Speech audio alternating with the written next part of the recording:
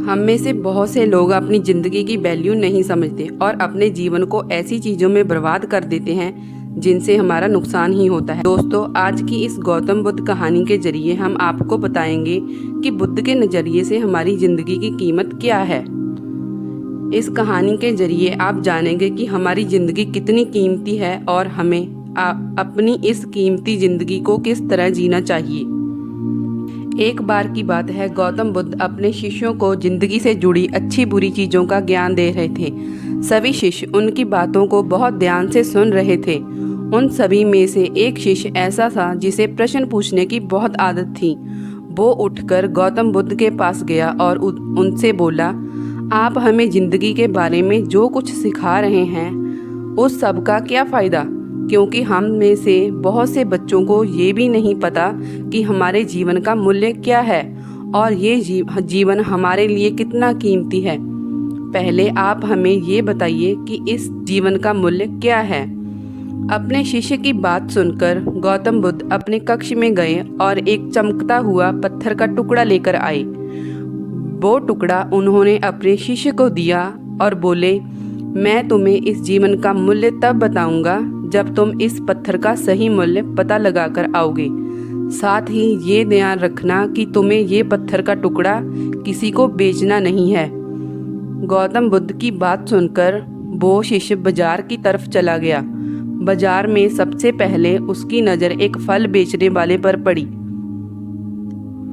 और उसने वो पत्थर उस फल वाले को दिखाया और बोला, इस पत्थर के बदले आप मुझे कितने फल दे सकते हो। फल वाला बोला, यह पत्थर कुछ खास तो नहीं है, लेकिन फिर भी इसके बदले मैं तुम्हें 10 केले दे सकता हूँ। वो शिष्य उस पत्थर को लेकर आगे चला गया। फिर उसे एक सब्जी वाला मिला। शिष्य ने उस सब्जी वाले से उस पत्थर की कीमत पूछी। सब्जी वाले ने उस पत्थर को ध्यान से देखा और बोला, इस पत्थर की कीमत के बदले मैं तुम्हें ज़्यादा से ज़्यादा एक बोरी भरकर सब्जियां दे सकता हूँ। इसके बाद वो शिष्य उस पत्थर को लेकर एक सोने के व्यापारी के पास गया। उस पत्थर के टुकड़े की चमक देखते ही उस सुनार ने उसकी कीमत 100 सोने के सिक्के लगाई। शिष्य ने वो टुकड़ा बेचने से मना किया तो सुनार उसके बदले 200 सोने के सिक्के देने को भी राजी हो गया, लेकिन शिष्य ने वो पत्थर नहीं बेचा। इसके बाद वो शिष्य एक हीरों के व्यापारी के पास गया और उनसे सामने उसने वो पत्थर के टुकड़े को रख दिया। उस पत्थर को देखते ही हीरों के व्यापारी ने एक साफ कपड़ा बिछाया, उस पत्थर को उसके ऊपर रखा, फिर उसकी परिक्रमा की और हाथ जोड़कर उस पत्थर को कपड़े में लपेटते हुए वह बोला, तुम जिसे मामूली पत्थर समझकर उसकी कीमत पूछ रहे हो, असल में यह एक बेशकीमती रूबी है। ऐसा रूबी हर किसी को नहीं मिलता। मैं अगर अपना सब कुछ बेच भी दूं तो भी इसकी कीमत नहीं चुका सकता।